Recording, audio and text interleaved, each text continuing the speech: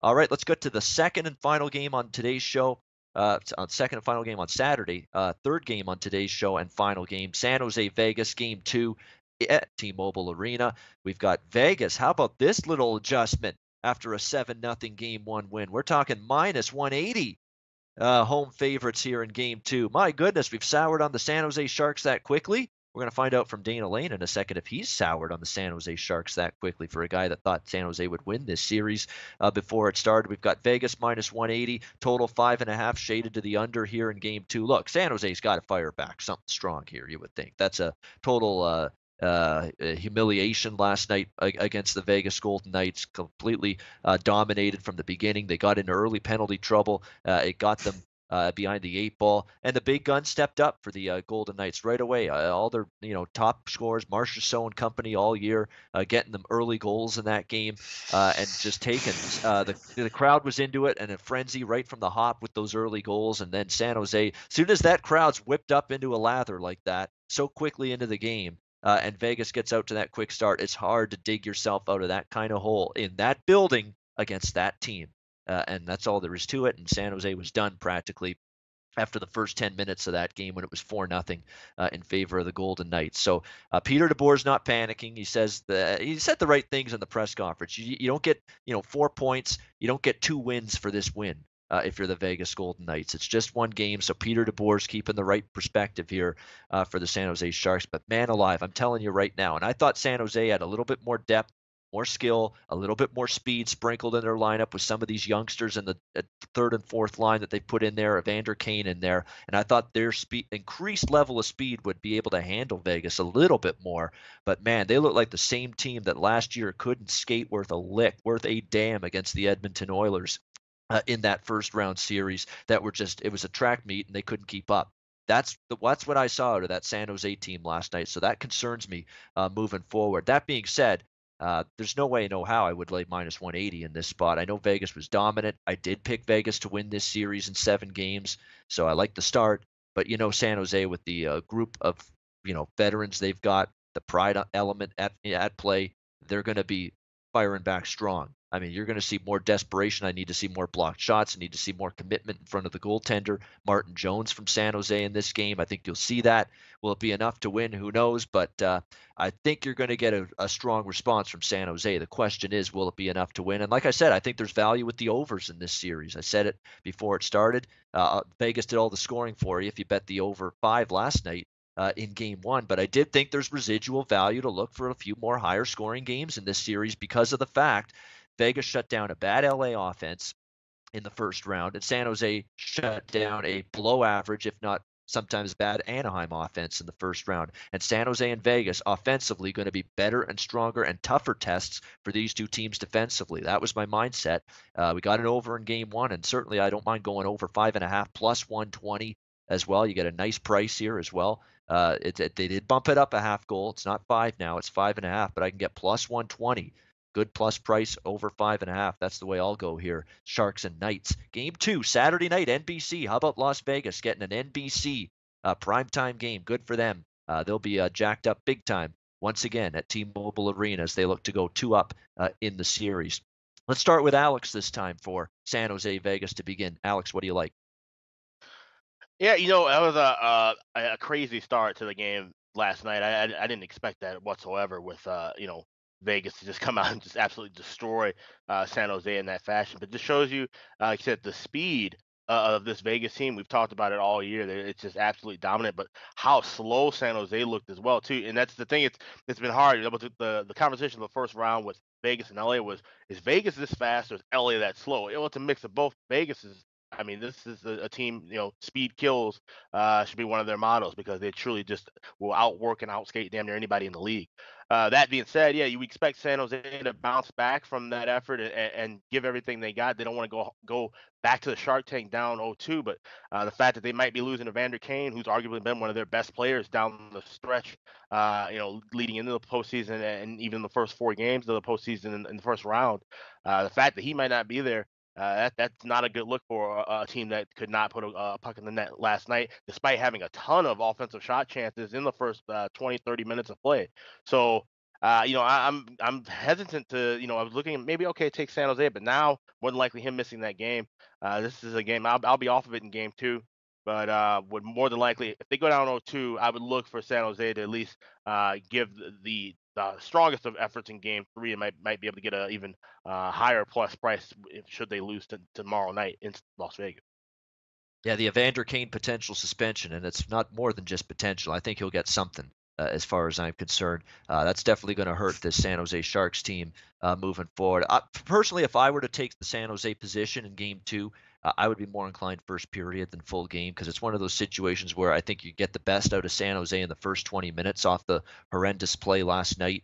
But I don't know if it's sustainable for 60 minutes right now against this Vegas team, and especially against the way Marc-Andre Fleury's going. I mean, he picked up right where he left off against LA. I mean, San Jose did have some quality looks at the net even after they fell behind. And Marc-Andre Fleury's lateral movement, post to post, seeing the puck, getting out of the blue paint and challenging shots, being on his angle, all of that stuff.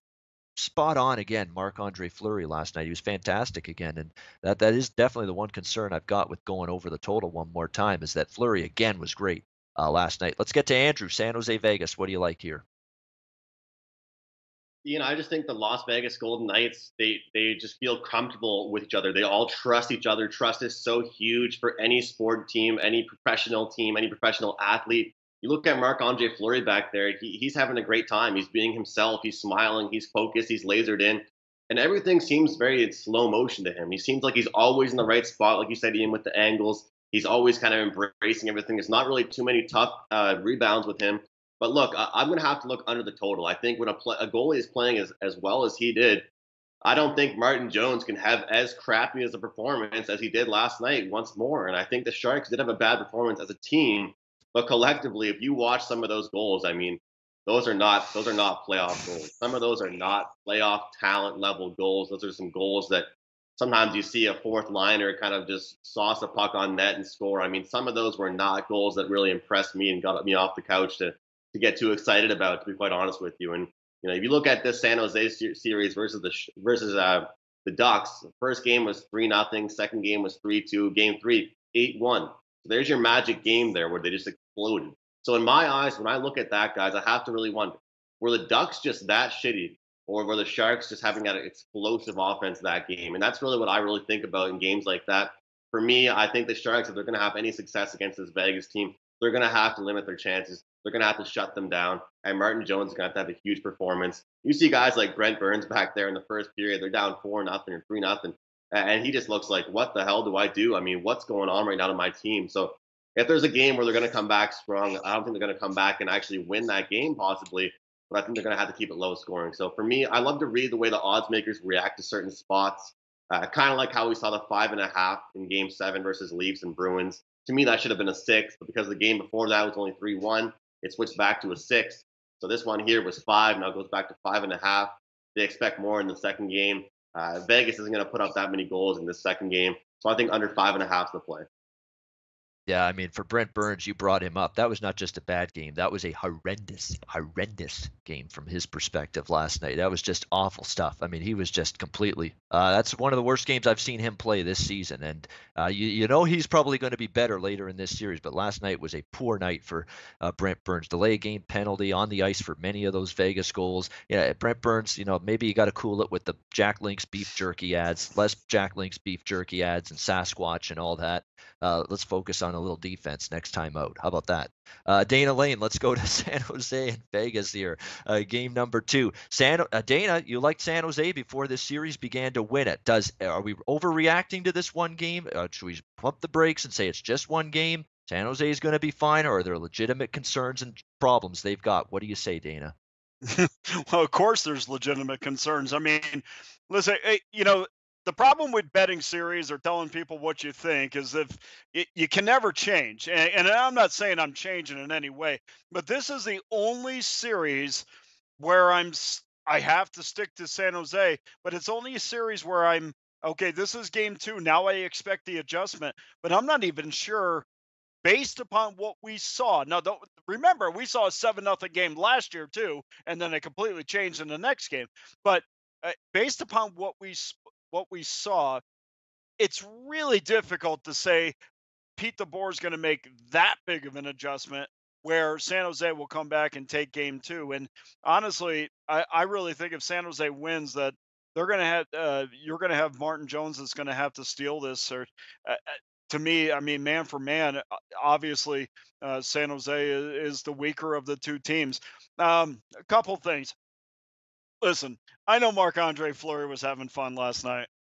But if I'm the San Jose Sharks and I'm watching Fleury do the wave, that doesn't sit well for me. Okay, so put a little bit of inspiration into my belly for game 2. The other thing too is from a refereeing standpoint, from a officiating standpoint, rather, this stuff that happened at the end of the game would never have happened if they called the original penalty on Pavelski when he, basically was murdering Belmar and or when it when well, first of all, there was a boarding call on Dylan that was never called. And instead they called the holding penalty, which was a holding penalty for sure, but Dylan gets off scot-free. There was a referee sitting right there, and it is absolutely amazing to me how much of this crap is left gone unchecked in the postseason, where apparently, we're going to let boys be boys and let the players figure it out. Well, you cannot give a license to players to go ahead and cross-check people or hit people when they're down on the ice. That's not hockey. That's not letting the boys be boys. That's not playing the game. So I think what happened at the end certainly could have been avoided if they had just called the original penalty. Now, as far as this is concerned tonight or for tomorrow night, listen, guys, I just there's nothing that compels me to take the San Jose Sharks. And I think that once they get this series back to San Jose and get out of this asylum, which I feel like that they were just so overwhelmed by what was going on. And I wrote a thing for SBR this morning, and I said, I I take T-Mobile Arena and their atmosphere as the asylum allowed its inmates or its patients to go out only one time, and it was last night in game 1. And not only are we going to allow them to go out and be as crazy as they can, we're going to give one of the wardens a microphone and try to whip them up for 60 minutes to see how nuts they can be. That's exactly what this crowd was. This is the first time, guys, that I watched a national broadcast and the crowd was completely not allowing me to hear the announcers of the game. I mean, the crowd was louder than the announcers that were actually there. And so, listen, I don't think San Jose is going to make. I think when it gets back to SAP and they really kind of focus on playing the good home games, I think that you'll see a real change in this series. But there's nothing that compels me to take San Jose right now. That I'm not jumping off board, and it's very easy to say, okay, San Jose will win 2 games back at SAP. But based upon what I saw in game 1, and the one advantage that I really thought that San Jose's had with Marcus Sorensen and Fair and Melker Carlson, I thought really they could bring an offensive element deep into their lineup that Vegas just couldn't. Man, they had 4 shots on goal compared to the Bellemare line. And I thought that the fourth line for Vegas outplayed them too. So that one advantage that I thought really would go with San Jose went out the window last night. And I like the Sharks tonight or tomorrow night to win this game. Or I'm sorry. Yeah, I mean, I like Vegas to win that game. And different story when they go back to San Jose, perhaps. all right, Vegas. And obviously, if Dana's recommending Vegas, he would also be recommending them reg line more than likely as well. Get the better price with that regulation line on the Vegas Golden Knights in game 2. Yeah, I mean, for the Marcus Sorensen line, I was raving about them. I thought, hey, that's a great performance against Anaheim. That third and fourth line depth really showed up against the Ducks. And, well, we got to go to the old Ian Classic tagline last night. Couldn't find that line with a telescope on the ice last night.